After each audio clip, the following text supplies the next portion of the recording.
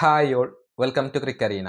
Chennai super കിങ്സുമായി ബന്ധപ്പെട്ട ഒന്ന് രണ്ട് അപ്ഡേറ്റുകൾ ആരാട്ടൈ സ്ക്വാഡ് എന്ന മാധ്യമം നൽകിയിരുന്നു. അതിലൊന്ന്, ഈ ആഴ്ചയിൽ CSKയിൽ പ്രധാനപ്പെട്ട മീറ്റിങ്ങുകൾ നടക്കുകയാണ്.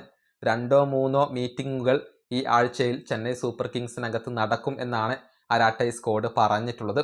മാത്രമല്ല, മറ്റൊരു അപ്ഡേറ്റ് അവർ നൽകിയിട്ടുള്ളത് കലീൽ അഹമ്മദുമായി ബന്ധപ്പെട്ടതാണ്. അതായത് കലീൽ അഹമ്മദ് CSK വിടാൻ ആഗ്രഹിക്കുന്നു എന്നാണ് ആരാട്ടൈ സ്ക്വാഡ് എന്ന മാധ്യമം റിപ്പോർട്ട് ചെയ്തിട്ടുള്ളത്. വരുന്ന മിനി ഓപ്ഷനിലേക്ക് പോകാനാണ് അദ്ദേഹം ഇപ്പോൾ ആഗ്രഹിക്കുന്നത്.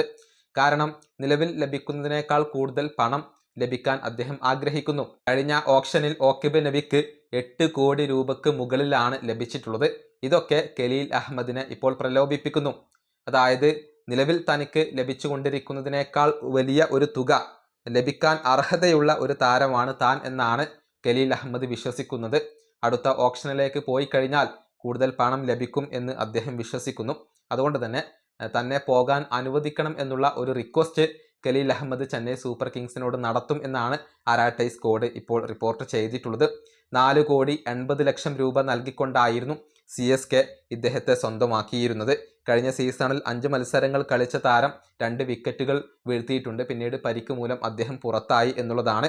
ഏതായാലും അടുത്ത ഓപ്ഷനിൽ പോയാൽ നല്ല ഒരു തുക ലഭിക്കുമെന്നാണ് അദ്ദേഹം വിശ്വസിക്കുന്നത്. അതുകൊണ്ടാണ് CSK വിടാൻ കലീൽ അഹമ്മദ് ഇപ്പോൾ ആഗ്രഹിക്കുന്നത് എന്നാണ് ആരാട്ടൈ സ്ക്വാഡ് എന്ന മാധ്യമം റിപ്പോർട്ട് ചെയ്തിട്ടുള്ളത്. ഈ വീഡിയോ അവസാനിപ്പിക്കുന്നു. അടുത്ത വീഡിയോയിൽ കാണാം.